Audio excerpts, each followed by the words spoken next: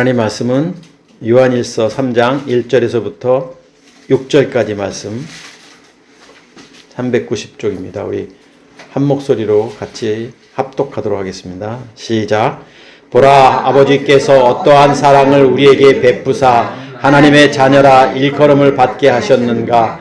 우리가 그러하도다. 그러므로 세상이 우리를 알지 못함은 그를 알지 못함이라. 사랑하는 자들아, 우리가 지금은 하나님의 자녀라. 장래에 어떻게 될지는 아직 나타나지 아니하였으나 그가 나타나시면 우리가 그와 같을 줄을 아는 것은 그의 참 모습 그대로 볼 것이기 때문이니 주를 향하여 이 소망을 가진 자마다 그의 깨끗하심과 같이 자기를 깨끗하게 하느니라.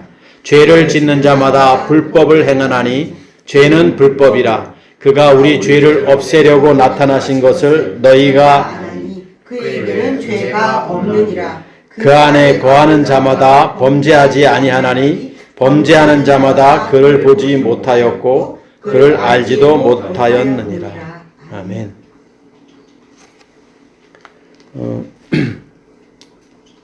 어제 그 마을 이웃분하고 대화를 나누는데 그분이 사람으로부터 실망을 받은 한 사람이라서 간접적으로 듣게 됐어요. 그래서 이제 모르는 척하고 제가 그분하고 잠깐 이야기를 나누면서 그런 얘기를 했어요. 아무개 씨, 누가 좋은 사람 같아? 당신에게는 이제 제가 그렇게 질문을 던졌어요. 누가 좋은 사람 같아? 당신은 이렇게 생각했더니 이렇게 말했더니 물었더니 그분이 그냥 바로 답을 하는데 나에게 잘해주는 사람이요 그러더라고요. 그래서 제가 나에게 잘해주는 사람이 좋은 사람이야? 그러면서 그 말을 했습니다. 나에게 잘해주는 사람은 어느 날 나에게 또 안 좋은 관계가 형성될 수 있어. 나에게 좋은 사람은 좋은 사람이 아니야. 그래서 정말 나에게 좋은 사람은 나를 신뢰해 줄 수 있는 사람이고 그 신뢰감이 변하지 않는 사람이 나에게 좋은 사람이야 라고 이야기해 줬어요. 한참을 생각하더라고요. 그래서 이제 또 오후에 또 우연찮게 그 와이프를 또 만나게 돼서 내가 그 똑같이 질문했어요. 아무개 씨, 누가 좋은 사람이냐 했더니 비슷한 이야기를 하더라고요. 그러니까 세상의 가치관은 뭐든지 나하고 관계돼 있어요. 그러니까 나에게 잘해주는 사람이 좋은 사람 같지만 어떻게 보면 나에게 못해주는 사람도 좋은 사람이 될 수 있는 거예요. 예, 좋은 사람은 하나님과의 신뢰관계가 형성된 하나님과가 아니라 사람과의 신뢰관계가 형성된 사람이 좋은 사람인 거죠. 자, 우리가 하나님에 대해서도 잘못 오해합니다. 하나님에 대한 사랑도 오해하고 있고 하나님이 어떤 분이신지도 오해를 해요. 왜냐하면 다 내 주관적 관점으로 하나님을 이해하기 때문에 그런 거예요. 이성적 가치관으로 하나님을 이해하기 때문에 하나님이 본질적으로 어떤 분이신지 이해 못합니다. 오늘 우리가 읽었던 이 본문 속에서도 사랑이라는 단어가 나오지만 우리가 하나님은 사랑이시다라는 말을 수없이 하지만 하나님이 사랑이시라는 것을 어떻게 증명해 볼 수 있겠느냐? 어떻게 내가 깊이 깨달을 수 있겠느냐? 사랑이라는 개념을 우리가 이성적 개념 속에서의 사랑으로 생각하기 때문에 하나님의 사랑을 오해하는 거예요. 오해하기 때문에 삶이 그럴 수밖에 없는 거예요. 진짜 하나님을 사랑한다면 그렇게 살지 않습니다. 진짜 하나님을 내가 신뢰한다면, 하나님을 신뢰한다는 게 좀 그렇지만 내 삶이 그렇지가 않은 거예요. 물론 제가 이 표현을 할 때 여러분은 혹시 또 그러면 정직하게 살고 거룩하게 살고 흠없게 살고 이런 걸 이야기하는 게 아니에요. 하나님을 정말로 사랑하는 사람, 하나님을 정말로 이해하는 사람은 내가 없는 사람인 거예요. 내가 없는 사람. 그분이 사는 삶을 사는 거예요. 오늘 여기 3장 1절에 보니까 보라, 에이도, 주목해봐라 이거예요. 인식해봐라 이 뜻이에요. 좀 인식해볼래? 좀 주목해볼래? 좀 묵상해볼래? 무엇을? 아버지께서, 하나님께서 어떠한 사랑을 우리에게 베푸사. 하나님께서 사랑을 베푸셨잖아요. 어떤 사랑을 우리에게 베푸셨는지 좀 생각 좀 해봐. 인식 좀 해봐 라고 요한 사도가 말씀하고 있어요. 어떠한 사랑을 우리에게 베푸셨죠? 하나님은? 하나님 우리를 사랑을 베푸셨다고 오늘 성경은 말씀하고 있는데 어떤 사랑이에요? 답이 뒤에 나오죠. 하나님의 자녀라 일컬음을 받게 하셨는가. 그러니까 우리를 하나님의 자녀 되게 하신 것만큼 큰 사랑이 없는 거예요. 우리가 사단의 자녀였다가 하나님의 자녀가 됐어요. 그것만큼 더 큰 사랑이 있어요? 그것만큼 하나님의 사랑을 이해할 수 있는 게 있겠어요? 하나님이 우리에게 큰 은혜를 주셨어요. 부도가 났는데 일으켜 세워주셨어요. 하나님 대단하신 사랑이에요. 하나님 나의 원수 같았던 사람이 용서를 하게 됐어요. 하나님 고마워요. 사랑해요. 그런 거 아니에요.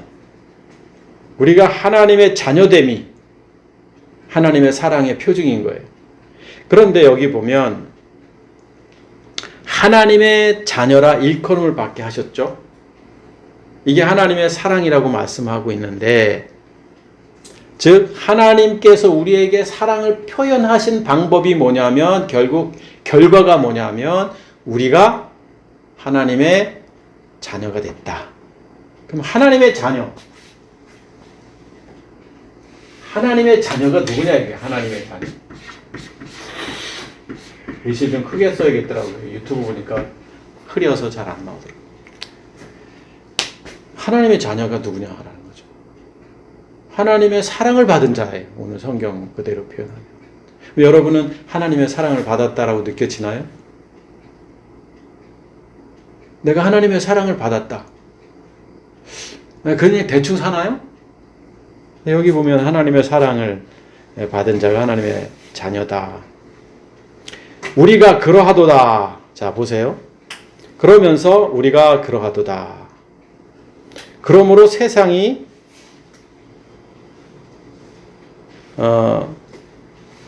우리를 알지 못함은 그를 알지 못함이라. 세상이라는 것은 뭐 세상의 가치관이기도 하지만 이 코스모스라는 것은 결국은 사단이에요. 사단의 권위 아래에 있는 거죠. 세상 사람일 수도 있고 사단의 종노릇하는 사람일 수도 있고 다양한 그러니까 넓은 의미인데 자 우리가 하나님의 자녀가 돼서 하나님의 사랑을 받았다라는 것을 세상이 알지 못하는 거예요. 세상이 우리를 알지 못해. 결국 세상이 우리를 알지 못한다는 건 뭐냐면 세상의 가치관 속에 사는 사람과 하나님의 사랑을 받은 자의 가치관이 다른 거예요. 다른 거. 미국 사람과 한국 사람이 전혀 언어가 안 통해. 공부를 하지 않으면요. 그런 거예요. 그러니까 우리는 세상의 가치관, 세상으로부터 나온 그런 것들, 사단의 종로로 타던 것들이 이제 전혀 달라진 삶의 가치관 속에서 살게 된 것. 이것이 세상이 우리를 알지 못한다라는 거예요. 우리는 과거에 저들처럼 살았어요. 세상의 가치관 속에. 사단의 종노릇했고 사단의 조종을 받으며 육신의 정욕, 안목의 정욕, 이생의 자랑 가운데 살다가 이제 저들과 다른 삶을 살게 됐다는 건 뭐냐면 전혀 그렇게 살지 않게 됐다는 거예요. 근데 그렇게 살아. 그러면 하나님의 자녀가 아니다. 하나님의 사랑받은 자가 아니다. 이제 더 오히려 그렇게 표현하는 게 낫겠죠.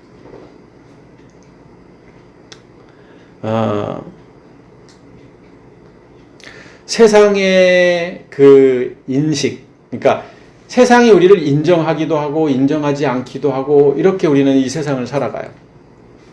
근데 영적인 것만큼은 세상의 인식과는 별개인 거예요. 다시 말하면 세상의 모든 정체성이 세상으로부터 인식됨으로부터 인정받는 게 아니에요. 그러니까 뭐냐면 우리는 이 세상에 살 수밖에 없어요. 코스모스라는 이 세상 안에 사는데 우리가 이 세상 안에 살면서 세상의 이 정체성이 인정되면 맞는 거고 인정되지 않으면 틀린 거라는 삶 속에 살아왔어요. 지금까지. 누군가로부터 인정받는 것도 그런 논리예요. 그런데 이제 이런 것들이 다 없어진 거예요. 세상과 이제 다른 삶을 사는 자들이 됐기 때문에 그런 거예요. 그래서 우리는 전혀 세상과 연관돼서는 안 되는 사람이 된 거예요. 이 사람들은. 그렇지만 이 사람이 이 안에 있는 거예요. 미안해. 좀 그러네, 좀 그림이. 그러니 얼마나 힘들어요. 세상은 자꾸 세상의 가치관, 세상으로부터 인정되어지는 그러한 것들 속에서 살아가게끔 되어 있는 구조인데, 그런 시스템인데, 이 속에서 산다는 것이 얼마나 힘들어요. 그런 말을 하는 거예요, 지금. 그들이 우리를 알지 못한다는 의미가. 우리를 알지 못하면 왜 이래요? 그들이 어떻게 그리스도를 알겠어요? 그들이 어떻게 하나님의 사랑을 알겠어요? 그들이 어떻게 생명의 가치를 알겠어요? 이게 하나님의 자녀됨인 거예요. 그러니까 이 땅에서 여러분 우리가 즐겁게 산다라는 거 없습니다. 이 땅에서 행복하게 산다는 거 없습니다. 물론 저는 회의론주의자도 아니고 그래요. 그렇지만 이 세상의 가치관 속에서 오는 즐거움이 영원하지 않은 건 여러분도 잘 알잖아요. 그 잠시 오는 기쁨 때문에 거기에 목숨 걸지 말라는 말이에요. 잠시 오는 기쁨, 잠시 오는 행복감, 이 세상의 정체성으로부터 오는 것들이. 하나님의 자녀는 그런 삶을 사는 자들이 아닌데 그걸 모른다 이거예요, 지금 세상은. 자, 2절. 사랑하는 자들아. 제가 여기 하나님의 자녀라고 썼고 사랑하는 자들아 이렇게 썼어요. 여기서 성경을 잘 이해해야 됩니다. 성경의 단어 하나하나의 의미가 있다고 그러는데 하나님의 자녀들아 1절에서는 그렇게 돼 있고 2절에서는 사랑하는 자들아 이렇게 돼 있어요.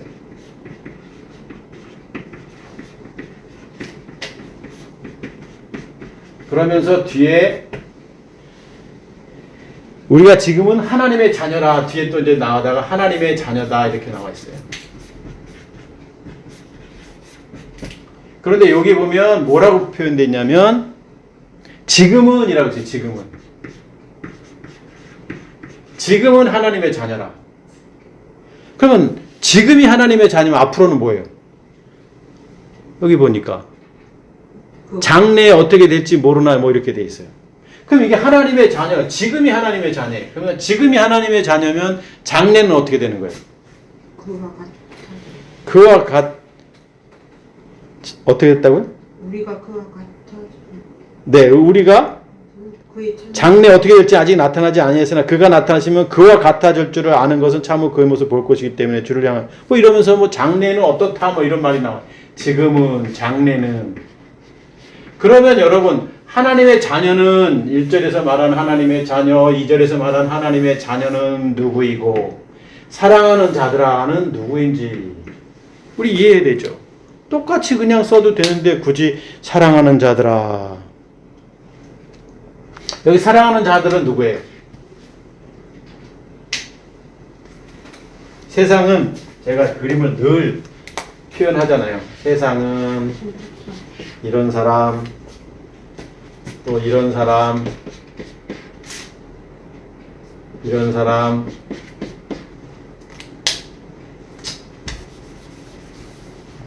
이렇게 그리는 게 낫겠네요. 이런 사람이 있다고 그랬어요.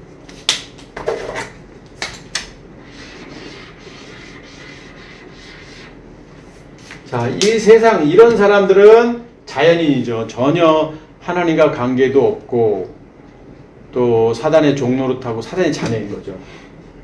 절에 다니는 사람, 또 뭐 교회 안 다니는 사람 이런 사람이고 이 사람은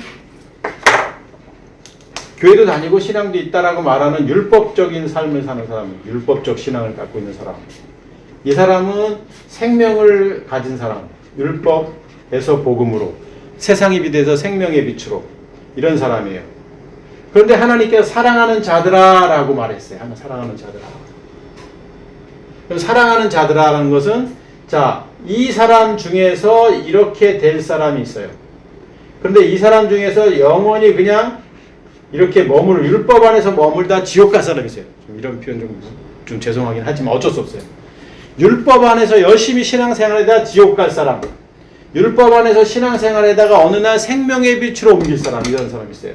그럼 하나님의 사랑하는 자들아는 누구냐면 이런 사람을 말하는 거예요. 이런 사람. 아직 율법 안에 있지만 어느 날 때가 되면 생명으로 갈 사람, 이 사람들이 사랑하는 자들아. 그러면 하나님의 자녀들아, 하나님의 자녀들은 누구예요? 이 사람을 말하는 거예요. 이 사람. 테크니아, 어린아이, 어린 자녀예요. 어린 자녀.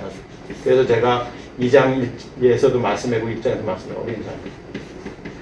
아직 율법 안에 머물고 있는 사람을 자녀라. 지금은, 그래서 지금이라고 쓰고 있는 거예요. 지금은 율법 안에 머물고 있기 때문에 아직은, 지금은 하나님의 자녀라 이렇게 말하고 있는 거예요. 그러니까 성경을 읽으면서 성경의 의미를 모르는 이유가 뭐냐면 단어 하나하나마다 의미를 갖고 보지 않으면 무슨 뜻인지 알지 못하는 거예요. 그럼 우리가 이런 개념이 없으면, 율법 안에 있다가 복음으로 오고 이런 개념이 없으면, 그냥 우리가 예수 믿고 천국 간다라는 기본적인 개념을 갖고 있다면 이것 그냥 넘어가요. 그냥 이 성경을 보면 여기 보면 사랑하는 자들은 누구고 하나님의 자녀라는, 사랑하는 자녀들이 다 하나님의 자녀구나라고 이렇게 생각하기도 하는 거예요. 물론 뭐 틀린 건 아니죠. 넓은 의미로는. 그렇지만 이 개념인 거예요. 이 개념. 그러면 성경은 좀 곁길로 나가는 이야기지만 누구에게 쓰여진 거죠? 이 성경이 누구에게 쓰여진 거예요? 자, 1번 이 사람 자연인 아니죠. 2번 이 사람 일 수도 있지만 뭐 별로 많이 안 나와요. 이 사람 때문에 성경에 쓰여진 거예요. 하나님 앞에 창세전에 그리스도 안에서 예정되고 선택받은 자인데, 하나님 안에 선택받은 자인데 아직 율법에 머무르고 있는 사람. 물론 이 사람이 어느 날 이렇게 되겠죠. 그리고 이렇게 되겠죠. 그러니까 이 사람에게 쓰여질 수도 있겠네. 지금 보니까.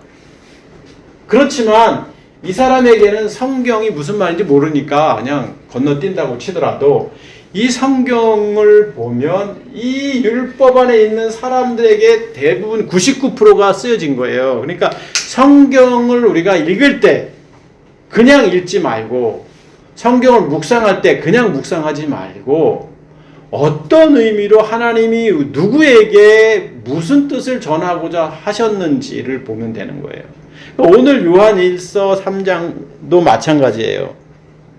자, 하나님이 보라, 1절 다시 보면 아버지께서 우리에게 어떠한 사랑을 베푸시는, 하나님의 자녀 되게 하지 않았느냐. 하나님의 자녀, 일컬음을 받게 되지 않았느냐. 하나님의 자녀. 여기 하나님의 자녀. 그러면 하나님의 자녀는 누구예요? 지금은 하나님의 자녀니까 하나님의 자녀 되게 하지 않았느냐. 결국 창세전에 이 사람은 아직 생명은 갖지 않았지만 어떤 상황이에요? 창세전에 그리스도 안에서 예정되게 하지 않았느냐. 이게 하나님의 자녀인 거죠. 우리가 죄인인데 아직까지도 사단의 종로로 타는데 우리를 선택하신 거, 이게 하나님의 자녀, 이게 사랑이다. 선택하신 거. 보세요. 이 사람과 이 사람이 있는데 아직 이 안에 있는데 이 안에서 선택받았다는 거. 이게 자녀됨이잖아요. 이 사람이 있어요. 또 이 사람은 이렇게 될 사람이고, 이 사람은 죽었다 깨어나도 지옥 갈 사람, 율법 안에서 살다가 지옥 갈 사람. 그런데 하나님이 우리를 자녀되게 하시지 않았느냐. 사단의 자녀로 있다가. 그러니까 성경의 의미를 잘 이해해야 돼요. 이게 하나님의 사랑이다. 사단의 자녀였다가 내가 아직은 율법 안에 있지만 선택받았고, 그리고 때가 되면 이제 너희는 어떻게 되냐면, 그런 의미로 이제 성경을, 때가 되면 어떻게 된다? 그래서 2절에 지금은 하나님의 자녀지만 장래는 어떻게 될지는 아직 나타나지 않았어요. 여기서는 아직 장래는 어떻게 될지 몰라요. 지금 여기 이 안에서는 장래는 시간이 지나면 아직 나타나지 않니. 그가 나타나시면, 자, 요 사이에 그가 나타나신다 했어요. 그가. 여기는 성령일 수도 있고, 성령과 영이 동시에 나타나겠죠. 성령과 영은 동시에 나타납니다. 성령이 임하는 곳에 영이 임하는 건데, 자, 성령이 나타나셔야 돼요. 이 안에. 그가 나타나시면 우리가 그와 같을 줄 아는 것은, 그가 나타나셔서, 성령이 나타나셔서 죄가 뭔지 의가 뭔지 심판이 뭔지를 알게 되고, 우리가 육체를 십자가에 못 박는 믿음의 행함을 이룰 때 이제 우리 안에 영이 거하게 되는 거잖아요. 바울 사도가 내가 죽고 내 안에 그리스도께서 사신 것이라고 표현하는 것은 이제 이 상황 속에 있다가 성령의 임재 속에 왜 반드시 성령의 임재가 있어야 되냐면 성령이 아니고는 우리를 구원에 이르게 하지 못하는 거예요. 성령의 역사가 아니고 내가 인지적으로 이해하고 깨닫고 절대 안 그래요. 그래서 구원 받았다 그러면 내가 성령의 체험을 하지 않으면 구원받지 않는 거예요. 누군가로부터 교육받아서 목사님으로부터 성경 공부해서 제자 훈련해서 구원받는다고요? 다 거짓말이에요. 그것을 통해서 역사하시는 성령의 개입하심이 있는 거예요. 그거는 갑자기 내가 성경 읽다가도 에디오피아 내시처럼 갑자기 이게 무엇인지 막 묵상하고 있는데 빌립이라는 사람을 통해서 성령의 역사가 임했던 것처럼, 아니면 바울사도처럼 하늘에서 음성이 들렸던 것처럼, 아니면 디베라 바닷가에서 베드로가 주님을 직접 만났던 것처럼 이런 과정이 있어야 되는 거예요. 그래서 오늘 여기 보면 장래는 어떻게 될지 모르지만 아직 나타나지 아니했지만 그가 나타나시면, 자, 그가 나타나시면, 성령이 나타나시면 우리가 그와 같을 줄을 아는 것은, 성령이 나타나셔서 우리가 그와 같다라는 건 뭐냐면 이 영. 요 안에 이제 영. 내가 죽는 거예요. 그와 같다라는 것은. 내 육체를 십자가에 못 박는 거예요. 그와 같아진다는 것은. 그와 같아진다는 것은 내가 없는 거예요. 내가 죽은 거예요. 오직 그리스도만이 사는 거예요. 이게 장래는 그렇게 된다는 거예요.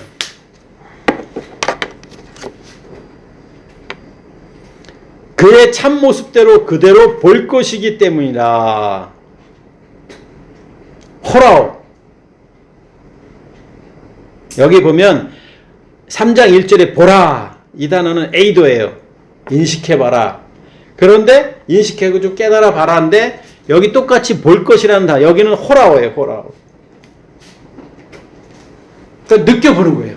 뭐 여기서 호라오에서 에이도가 나오는데 같은 단어이긴 하지만 이 뒤에 볼 것이라는 건 뭐냐면 내가 이랬는데, 하나님의 자녀였는데 아직 율법 안에 선택받은 창세전에 그리스도 안에서 예정돼서 내가 율법 안에 살고 있었는데 그가 나타나셔서 내가 죽고 내 안에 그리스도가 사는 것을 볼 것이요.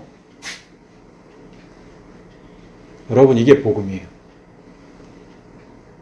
이게 성경이 말하는 예수는 그리스도예요.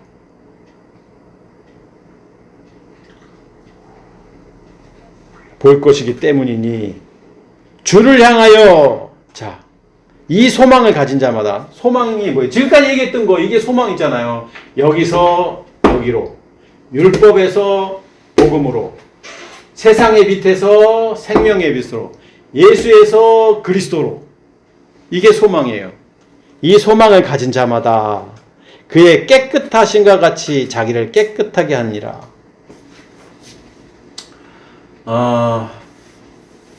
여기 깨끗하게, 이 단어 굉장히 중요해요. 그냥 우리가 생각하는 깨끗하게, 그냥 우리말로 깨끗하게 하면 이해 절대 할 수 없어요, 이 단어는. 그래서 뭐 굳이 원문을 알아야 되는 건 아니지만 여러분 하지 마세요. 공부, 원문. 누가 원문 공부한다고 하시더라고요. 아는 진주에 사시는 분이. 그래서 제가 또 공부도 열심히 하셨고 몇 개 국어를 하시는 분인데 히브리어 공부하시더라고요. 그래서 네, 그냥 그러고 말았는데 굳이 시간이 많이 걸리고 단어를 안다고 해서 의미를 아는 건 아니기 때문에 이런 성경의 본질적인 의미를 이해하고 단어를 보면은 이해가 되는 건데 하지 말라고 했는데, 자, 어찌 됐든 여기 보면 뭐라고 돼 있냐면 소망을 가진 자마다 그의 깨끗하심. 여기 그의 깨끗하심이 누구예요? 주님이잖아요. 그의 깨끗하심. 여기 깨끗하심이라는 과 같이 자기를 깨끗하게 한다, 이렇게 되어 있습니다.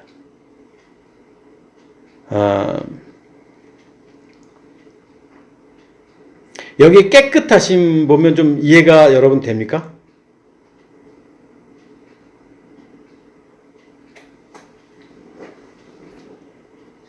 그의 깨끗하심. 주님이 깨끗하셔요? 네, 주님의 깨끗하심인데. 주님은 혹시 거룩하신 분 아니에요? 그분의 거룩하심 그러면 좀 이해가 되는데 깨끗하심이라고 되죠. 깨끗하심. 깨끗하심. 실천한 행동, 행위를 나타내는 거 아니에요? 이루는 역사. 이런 역사. 네.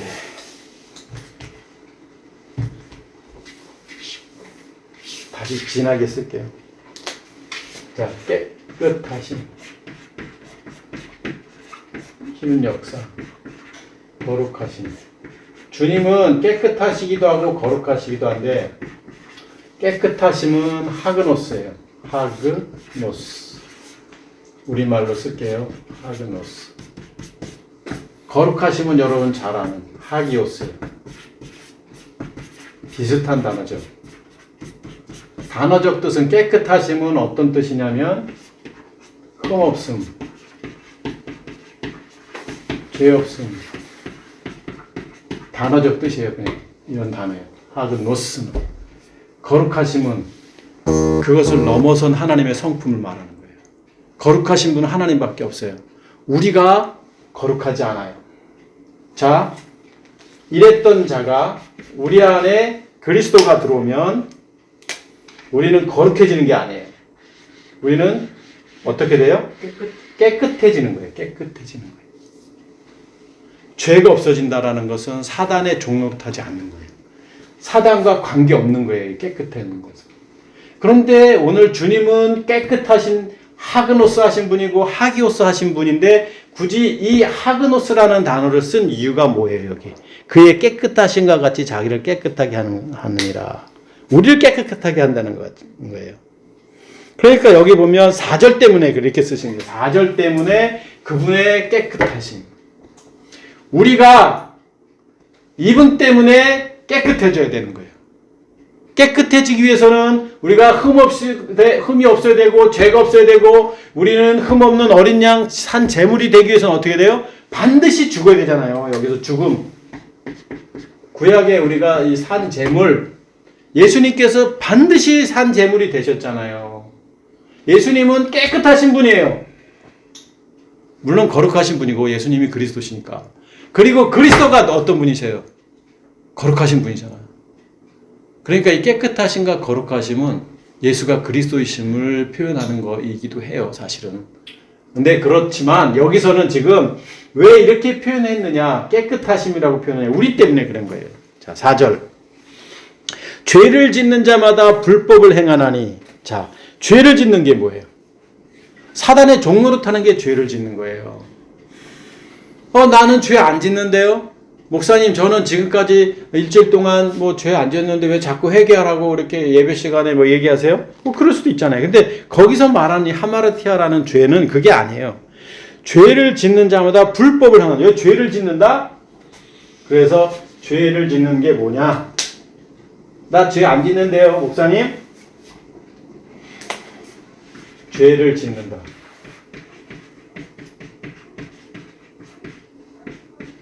율법 안에서 사는 자를 말합니다. 율법 안에서 살면 다 죄 짓는 거예요. 율법 가운데 있는 자들이 죄 짓는 거예요. 나는 교회도 다니고 새벽 예배도 나가고 누가 유튜브에서 어떤 목사님이 그 얘기하는 걸 제가 지난주에 들었는데 교회에서 가장 무서운 사람이 누구냐면 365일 동안 새벽 예배 나가는 분이 가장 무서운 사람이래요. 교회에서. 내가 생각해보니까 그거 맞는 것 같아. 365일 새벽 예배 나가면요 얼마나 무섭겠어요. 목사님도 365일 새벽 예배 못 나가요. 왜냐하면 교단 총회에 참석하려면 출장도 가려면 부목사님한테 맡겨야 되고 뭐 이러다 보면 360일 못 나가는데 1년 365일 새벽 예배 한 번도 안 빠진 분은 무서운 사람이에요. 교우들이 대단하다고 할 거 아니에요. 그 사람 무서운 사람. 그 사람이 물론 이 안에서 360일 새벽 예배 나가면 상관없지만 율법 안에 살면 360일 나가면 무슨 소용이 있겠어요. 율법 안에 사는 자예요. 죄 짓는 자. 율법 안에 사는 자마다 그 불법이다. 불법이 뭐예요? 하나님이 정해신 것과 다른 가치관이에요. 그러니까 하나님은 율법을 지키라고 말씀한 적이 없어요.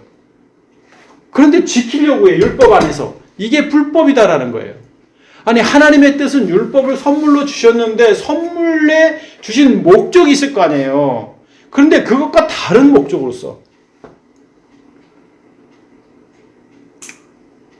이게 불법인 거예요. 그래서 죄는 불법이라.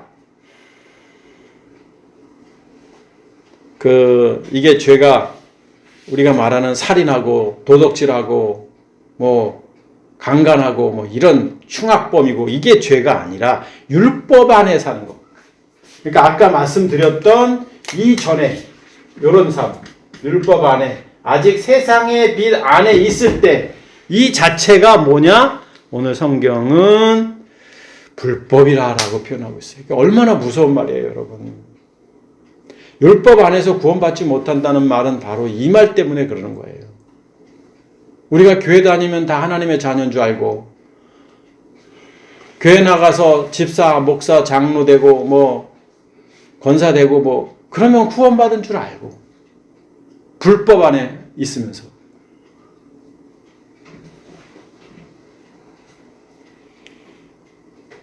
제가 좀 속상한 일이 이번 주도 있었어요. 어느 목사님 얘기가 자꾸 또 나오니까 지난번에 또 어떤 목사님 때문에 제가 속상했다는데 이번에 또 부산에 있는 모 목사님 때문에 또 너무 속상했는데 제가 들어봐서 직접 어떻게 목사 입에서 저런 말을 할까 막 말도 안 되는 욕설을 해야 되는데 그것도 교역자들한테 처음에는 화가 나더니 두 번인가 들었어요. 그랬는데 그런 생각이 들더라고요. 아이 당연하지. 대단한 교회였거든. 그 교회가 한국교회 센세이션을 불러일으킨 교회예요. 그런데 그분이 그런 것을 보면서 제가 무슨 생각을 했냐면 당연히 율법 안에 있기 때문에 가능하구나. 율법 안에 있기 때문에. 율법 안에는 그런 거예요. 그게 정상인 거예요, 여러분. 그분이 만약에 생명을 가졌다면, 생명을 얻었다면, 자기가 없는데, 그분이 왜 그렇게 요구를 했는지 아세요? 교인이 3명이 안 나왔는데, 너 신방 갔어? 갔다 왔어? 이제 그런 의도였어요. 이거 들어보니까. 지금 교우들이 어디로 좀 다른 교회로 나갈지 안 나갈지 모르는 판국에 너 그거밖에 못해. 이런 내용이에요, 보니까. 아니, 가면 어때요, 딴 교회? 마음에 안 들어서 나가면. 그것도 만 명이 넘는 교회 성도를 가진 목사가. 어쨌든, 뭐 이런 거 말하기도 좀 죄송스럽고 부끄럽지만, 율법 안에서는요, 죄 짓는 거예요. 생명 안에서는 내가 없는데 내가 뭘 하겠어요? 그래서 지금 성경은 지금 무슨 얘기를 하고 있냐면 어린 자녀들아 지금은 율법 안에서 있지만 이제 그가 나타나시게 되면 이제는 어떻게 된다? 이렇게 된다. 그러니 지금 어떡하라는 얘기예요. 이제 여기서 일로 오는 그 소망, 여기 지금 소망이란 말이 있을 거예요. 아까 소망은 3절에 죄 없음, 소망 때문에 깨끗한 하그노스.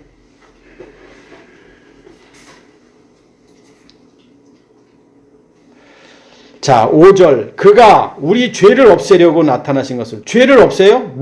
죄를 없앤다는 게 뭐예요?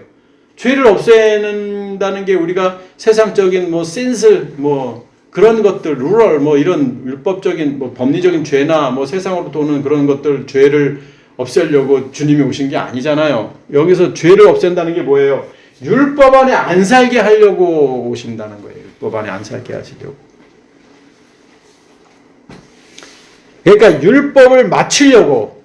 그래서 예수는 율법의 마침이시라 성경에 나오잖아요. 예수님께서. 그분께서. 너희가 아나니 그에게는 죄가 없다. 그분은 율법 가치관 속에 살지 아니하신다. 그러니까 우리가 이 성경을 그냥 문자적으로 읽다 보면 죄에 대해서 읽을 때마다 그냥 내가 잘못 살아가는 것들에 대한 개념으로 죄의 단어를 이해하고 성경을 보다 보면 무슨 말인지 전혀 이게 이해가 안 되는 거예요, 본질이. 왜 안 보여요? 비늘이 덮여있기 때문에, 율법이라는 비닐이 덮여있기 때문에 그런 거예요. 그러니까 율법으로 해석할 수밖에 없어요. 아, 내가 죄 지면 안 되는구나. 나는 이제 깨끗하게 살아야 되는구나. 정직하게 살아야 되는구나. 부끄럽지 않게 살아야 되는구나. 정도로. 그러니까 강대상에서 그렇게 설교하는 거예요.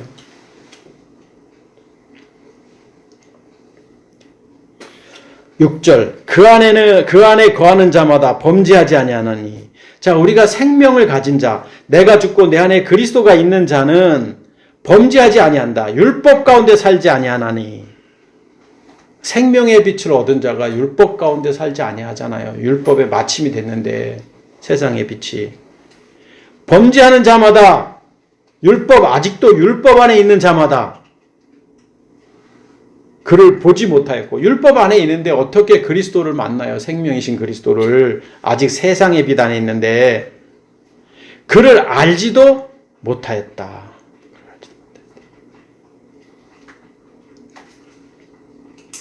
그러니까 오늘 6절까지만 봤지만 왜 6절에서 끝났냐면 7절부터 계속 하려고 하다 보니까 다 봐야 되더라고요. 저 끝에까지. 그래서 시간이 너무 많이 갈 것 같아서 오늘 6절까지만 그냥 봤는데, 결국 요한일서 3장에서는 뭐예요? 그러니까 결국 하나님의 사랑하는 자들, 그러니까 창세전에 그리스도 안에서 예정된 자들 중에 그 어린 자녀들, 율법 안에 있는 자녀들, 그러니까 하나님의 사랑 안에 있는 자들은 세상 안에 있지만 아직 사단의 종로로 타지만 아직 교회도 안 다녔지만 선택받은 자가 있을 거 아니에요. 여러분이나 저도 그런 시절이 있었고, 저도 절에 다녔으니까 어렸을 때. 그때 저는 하나님의 사랑하는 자였죠. 이미 선택받았으니까. 그래서 율법 안에 왔어요. 제가 율법 안에. 그때 어린 자녀예요. 어린 자녀. 테크니아. 그러면 어린 자녀였다가 이제 아기가 되는 거잖아요. 청년의 시기를 거쳐서 십자가의 육체를 못 받는 믿음의 행함의 시기를 거쳐서 이제 아비된 자가 이제 되잖아요. 이제 우리가. 아비된 자. 아비된 자는 여기서부터 더한 자겠지만, 여기서 이제 내가 죽고 내 안에 그리스도가 하는 주님과의 영적 교감 속에 사는 자지만, 그런 자들에게 지금 말씀하고 있는 거예요. 그분의 깨끗하심, 그러니까 그분의 거룩하심이라는 단어를 썼으면, 하기오스라는 단어를 썼으면 좀 부담스러워요. 우리가 거룩해지는 건 아니에요. 우리는 왜 못 거룩해요? 거룩해질 수 없어요? 이 사람은 거룩한 사람이 아니에요. 깨끗한 사람인 거예요. 이 사람은. 거룩한 분은 누구예요? 오직 주님밖에 없는 거예요. 주님밖에. 우리는 이 육신 때문에 거룩하지 않은 거예요. 육신. 사르크스 때문에. 이게 멸함을 받는 순간, 우리가 이 땅에 진짜 우리의 연수를 다하고 생명이 끝나는 순간 이제 그와 같이 되는 거예요. 그분과 같이. 거룩해지는 거예요. 오늘 본문 속에서는 깨끗하심이지만 우리는 거룩하게 되는 거예요. 우리가 죽을 때야. 아직도 우리는 이 흙이 있어서, 아파르가 있어서 거룩한 자는 아닌 거예요. 거룩한 자가 아니기 때문에 막 흥분하고 살고 짜증내고 살고 막 그러는 거예요. 내 육신의 모습 때문에. 그럼에도 불구하고 우리는 깨끗하대요. 육신 가운데 살아도 하나님이 우리를 하그노스하다라고 말씀하시니까 이게 복된 자인 거예요. 이게 정말 귀한 삶을 살아가야 할 이유인 것이고요. 그래서 우리가 구원받은 자는 이렇게 살아야 된다, 저렇게 된다, 절대 안 되는 이유가 뭐냐면 본질이 안 바뀌었기 때문에 안 되는 거예요. 우리가 본질이 바뀌어야 되는 본질. 오늘 본문은 이런 얘기예요.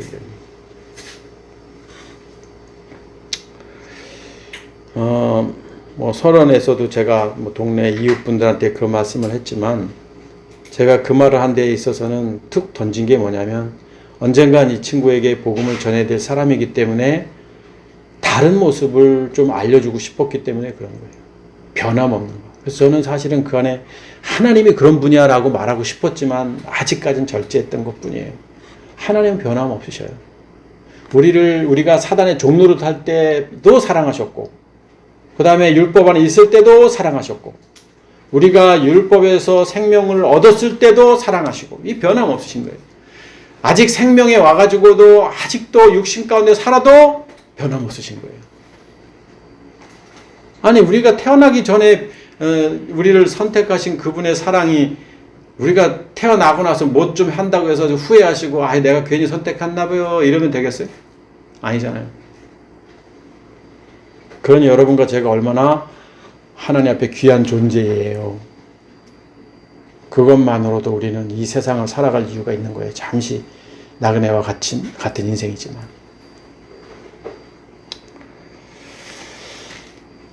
그래서 행복하게 사십시다 우리가. 때로는 버거워도 때로는 속상해도 우리는 세상의 가치관 속에 살아간 자들이 아니니까 행복할 이유가 여기 있는 거죠. 하나님의 사랑받는 사람이기 때문에. 기도하겠습니다.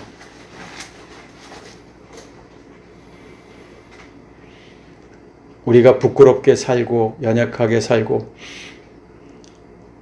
엉망으로 살아도 우리를 사랑하시는 하나님의 그 섭리를 다시 한번 깨닫게 해주셔서 감사합니다.